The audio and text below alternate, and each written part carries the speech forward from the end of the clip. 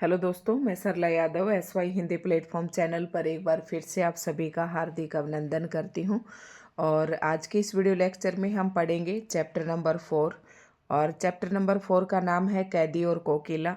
और जैसा कि आप सभी को पता है कि हमने क्षितिज भाग 1 यानी कि NCERT की जो पाठ्य पुस्तक है 9th क्लास की, वही हमने PGT एस्टेट के लिए पढ़ाना शुरू कर रखा है।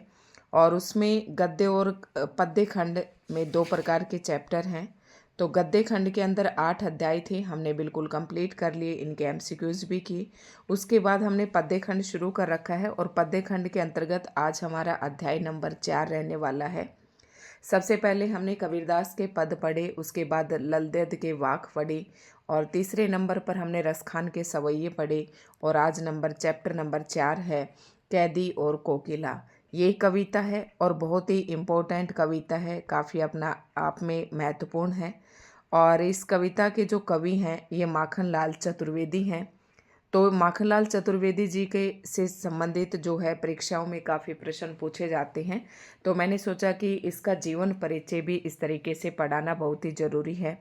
तो इस कविता को पढ़ने से पहले हम माखनलाल चतुर्वेदी जी का जीवन परिचय पढ़ेंगे। वहाँ से जो प्रश्न है सीधे तौर पर मुझे कई चीज़ें इसमें काफ़ी इम्पोर्टेंट लगी, तो मैंने सोचा इसका जीवन परिचय पहले करवा देती हूँ।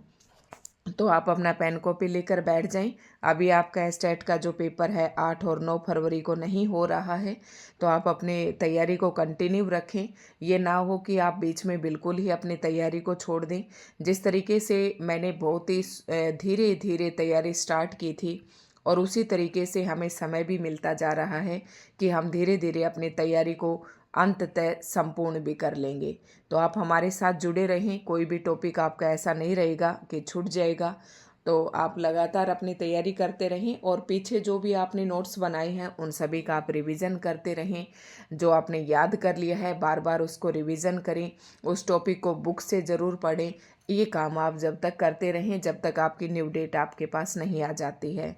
तो शुरुआत करते आज की वीडियो लेक्चर की और माखनलाल चतुर्वेदी पढ़ेंगे। और शुरुआत करती हूँ, तो महत्वपूर्ण बातों को आप नोट डाउन करते जाएं। माखनलाल चतुर्वेदी का जन्म मध्य प्रदेश के होशंगाबाद जिले के बाबई गांव में सन 1889 में हुआ। अब देखो सन वगैरह तो नहीं पूछे जाते हैं, लेकिन फिर भी हिंदी की तैयारी कर रहे हैं तो कुछ एक बातें हमें ध्यान में रहनी चाहिए। मात्र 16 वर्ष की अवस्था में वे शिक्षक बने। देखो 16 वर्ष की अवस्था में ये शिक्षक बन गए थे। बाद में अध्यापन कार्य छोड़कर उन्होंने प्रभा पत्रिका का संपादन शुरू किया। मोस्ट इम्पोर्टेंट पत्रिका ये क्वेश्चन है यहाँ पर कि प्रभा पत्रिका का संपादन किसने किया, तो माखनलाल चतुर्वेदी जी ने किया। वे देशभक्त कवि एवं प्रखर पत्रकार थे। अब ये देशभक्ति भी थे, कवि भी थे और इन्होंने जो कविताएं लिखी वो देशभक्ति से ओतप्रोत कविताएं लिखी और एक अच्छे पत्रकार भी थे। उन्होंने करमवीर और प्रताप का भी संपादन किया। देखो 3 पत्रिकाओं से इनका नाम जुड़ा हुआ है, प्रभा, करमवीर और प्रताप। ये तीनों पत्रिकाएं काफ़ी इम्पोर्टेंट हैं और माखनलाल चतुर्वेदी जी ने इनका संपादन किया। सन 1968 ईस्वी में इनका देहांत हो गया। तो ये बातें आपको नोट डाउन कर लें, इनकी पत्रिकाएं जो भी हैं। इसके बाद इनके साहित्यिक रचनाएं आती हैं, कौन कौन सी हैं। हेम किरीटनी, साहित्य देवता नामक जो रचना है काफ़ी बार पेपर में पूछी जाती है कि किसकी रचना है। हेम तरंगिणी, ये दोनों इनकी काव्य रचनाओं में आती हैं।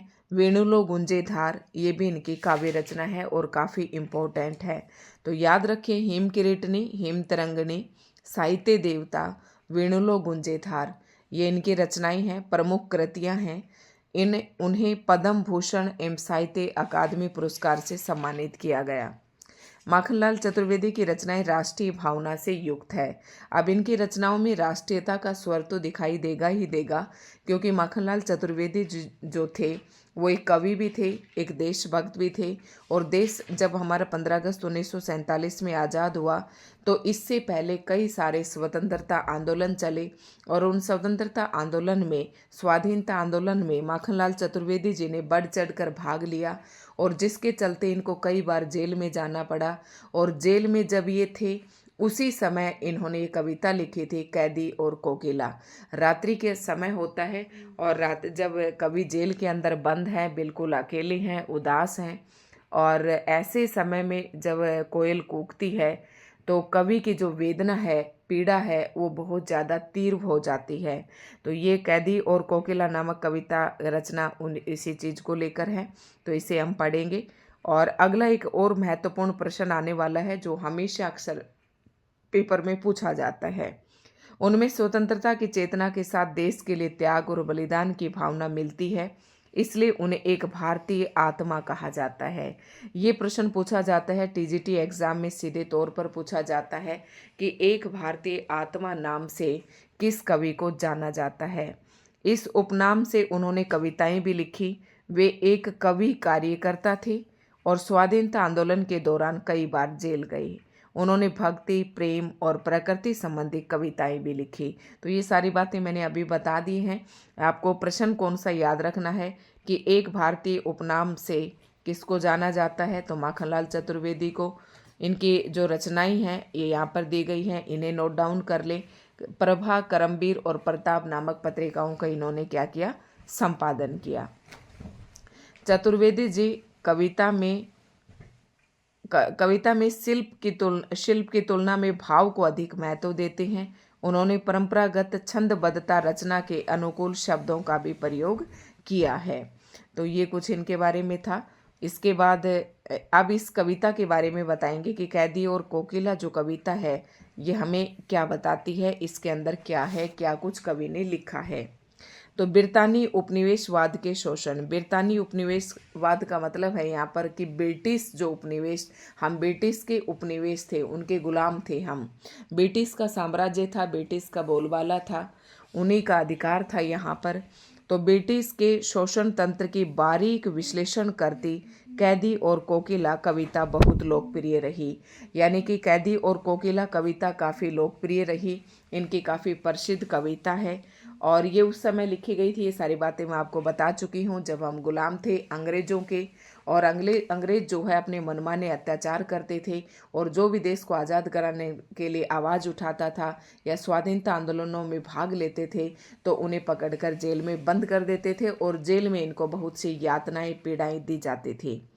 ये कविता भारतीय स्वाधीनता सेनानियों के साथ जेल में किए गए दुर्व्यवहार और यातनाओं का मार्मिक साक्ष्य प्रस्तुत करती है। मतलब ये कविता ये बताती है, कैदी और कोकिला, कि हमारे देश के जो व्यक्ति देश को आज़ाद कराने के लिए के चलते जो जेल में गए हैं उनके साथ किस प्रकार का दुर्व्यवहार, मतलब बुरा व्यवहार किया जाता है, किस प्रकार की पीड़ाएं उनको जेल में दी जाती हैं, ये इस कविता के माध्यम से आपको पता चलेगा। कवि जेल में एकाकी और उदास है। अब जिस समय कोकिल बोल रही है रात्रि के समय में, तो उस समय जो कवि है ना जेल के अंदर अकेला है और उदास है। कोकिल से अपने मन का दुख, असंतोष और ब्रितानी शासन के प्रति अपने आक्रोश को व्यक्त करते हुए वह कहता है कि यह समय मधुर गीत गाने का नहीं बल्कि मुक्ति का गीत सुनाने का है। कवि को लगता है कि कोयल भी पूरे देश को एक कारागार के रूप में देखने लगी है, इसलिए अर्धरात्रि में चीख उठी है।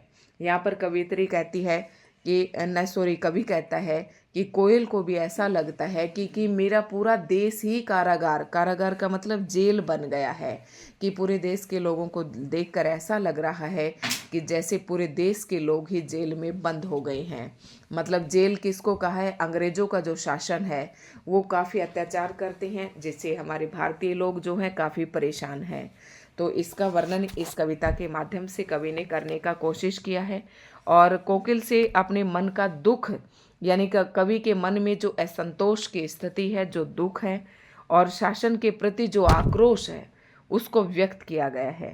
तो थोड़ी सी कविता भी हम यहाँ पर पढ़ लेते हैं। इसके 2 पार्ट में हम इस वीडियो को करेंगे, इस कविता को कंप्लीट करेंगे। तो क्योंकि एक बहुत बड़ी हो जाएगी, कविता छोटी नहीं है, काफ़ी बड़ी है। क्या गाती हो, तो कविता है यहाँ पर, क्या गाती हो कविता को बिल्कुल ध्यान से आपको पढ़ना है। पंक्तियां भी कई बार पूछ ली जाती हैं। तो सबसे पहले आपको प्रश्न यही देखना है, कैदी और कोकिला आपसे पूछ ले कि ये कविता किसकी द्वारा रचित है, तो आपको बताना है माखनलाल चतुर्वेदी जी। और आपसे पूछे एक भारतीय उपनाम नाम से किस कवि को जाना जाता है, तो वो भी माखनलाल चतुर्वेदी जी को है। ठीक है, फिर उसके बाद इस कविता की हम व्याख्या करते हैं। देखो, रात्रि का समय है, कवि क्या है, जेल में बंद है। और अब सबसे पहले तो यही देखेंगे ये कविता किसके द्वारा लिखी गई, माखनलाल चतुर्वेदी जी के द्वारा। और इस कविता को जब उन्होंने लिखा तो उस वक्त रात्रि का समय होता है, कोयल कूकती है। और तब कवि जो है ना, कोयल को कुछ शब्द कहता है अपनी इस कविता के माध्यम से। तो कवि जो है ना, कोयल की ध्वनि सुनकर उससे पूछता है, तो क्या गाती हो, क्यों रह जाती हो। यहाँ पर प्रश्न कर रहा है कोयल से। कोयल की जब मधुर आवाज़, वैसे कोयल मधुर आवाज़ में बोलती है, लेकिन उस समय आधी रात्रि के समय कोयल की आवाज़ जो है कवि को सुनाई देती है। और कवि जो है कोयल से क्या प्रश्न करता है, क्या गाती हो, क्यों रह जाती हो, कोकिल बोलो तो। यहाँ पर कवि माखनलाल चतुर्वेदी जी कोयल को कहते हैं कि हे कोयल, तुम रात्रि के समय क्या गा रही हो, क्यों रह जाती हो, तुम क्यों रह कर अपना गान गाती हो, क्या लाती हो। मतलब कवि यहाँ पर ये प्रश्न कर रहा है कि तुम अपनी आवाज़ में क्या संदेश मुझे देना चाहती हो, मैं वो संदेश आपका नहीं समझा हूँ। संदेशा किसका है, कोकिल बोलो तो। कवि यहाँ पर कह रहा है कि हे कोयल, तुम रात्रि के समय क्यों रह कर गाती हो, तुम अपनी इस ध्वनि के माध्यम से तुम किसके लिए और क्या संदेश लाई हो, इस विषय में तुम मुझे कुछ बताओ। आगे की पंक्तियां हैं, ऊंची काली दीवारों के घेरे में। अब कवि जो है ना, उसे कोयल को कहता है कि मैं तो ऊंची काली दीवारों के घेरे में बंद हूँ। मतलब कवि जो है अपने कारागार के बारे में बता रहा है कि मैं तो ऊंची, जो कारावास की जो दीवारें हैं वो काफ़ी ऊंची हैं और दीवारें हैं वो भी काली हैं। डाकू चोरों और बटमारों के डेरे में, डाकू जो डाका डालते हैं, चोर जो चोरी करते हैं, और बटमार, बट मतलब जो रास्ते में यात्रियों को लूटने वाले होते हैं वो लोग। अब आपको पता है जो डाकू चोरी और बटमार होते हैं इन्हें पकड़कर जेल में बंद किया जाता है। दूसरे जेल में वो लोग थे जो देश को आज़ाद कराने के लिए आवाज़ उठा रहे थे, तो उनको पकड़कर अंग्रेज जो लोग थे वो जेल में बंद कर देते थे। तो यहाँ पर मैथिली शरण गुप्त जी कह रही हैं, सॉरी माखनलाल चतुर्वेदी जी कह रही हैं कि ऊंची काली दीवारों के घेरे में, हे कोयल, मैं तो ऊंची काली दीवारों के घेरे में बंद हूँ, मैं डाकू चोरों और बटमारों के डेरे में हूँ। मतलब मेरे आसपास जो लोग हैं वो डाकू हैं, चोर हैं, यात्रियों को लूटने वाले बटमार हैं। जीने को देते नहीं पेट भर खाना। इन पंक्तियों में कवि ने अपने जो उसे जेल में यातनाएं मिल रही हैं उनका वर्णन किया है। कवि कहता है कि मुझे जीने को देते नहीं पेट भर खाना। कह रहे कि जो भी लोग हम जेल में हैं इनको, ये जो अंग्रेजी शासन है इनकी नीतियां बड़ी ही क्रूर हैं। ये यहाँ पर बंद लोगों को पेट भर खाना भी नहीं देते, मरने भी देते नहीं, तड़प रह जाना। कहते कि अगर कोई मरना चाहे तो मरने भी नहीं देते, वो इतना यहाँ पर तड़पाते हैं। जीवन पर अब दिन रात कड़ा पहरा है। आगे माखनलाल चतुर्वेदी जी कहते हैं कि हमारे जीवन पर दिन रात यानी कि अंग्रेजों का काफ़ी कड़ा पहरा दिया जाता है।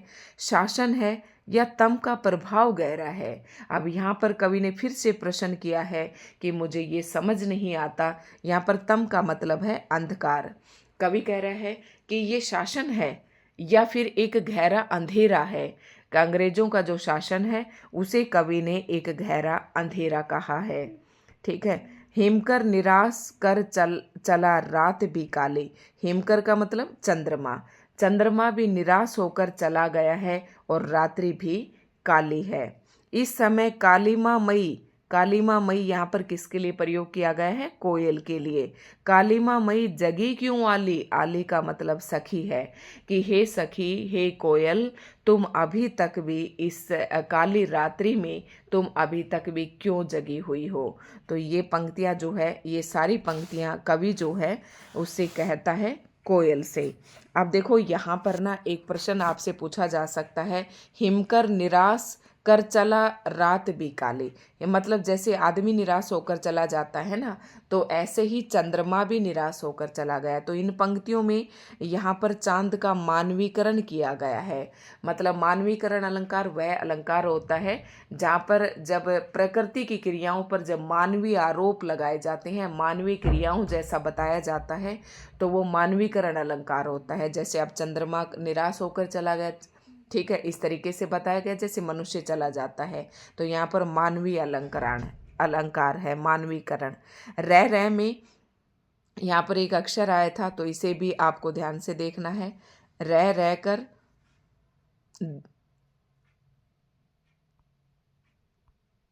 ये रह जाती हो, इसमें पुनरुक्ति प्रकाश अलंकार है। और बस बाकी और इसमें कोई खास तो नहीं है। इन सारी पंक्तियों में आप अगर आपसे पूछना है तो लक्षणा शब्द शक्ति का प्रयोग किया गया है। लक्षणा जो है ना, लक्षणा शब्द शक्ति, 3 शब्द शक्ति होती हैं, अभिधा, लक्षणा और व्यंजना। तो इस कविता के अंदर लक्षणा शब्द शक्ति का प्रयोग किया गया है। ठीक है, आगे चलते हैं तो देख लेते हैं कितने मिनट की हमारी वीडियो हो चुकी है। वैसे आधी कविता जो है मैं ये चाह रही थी कि अगले उसमें पढ़ा देती है आपको।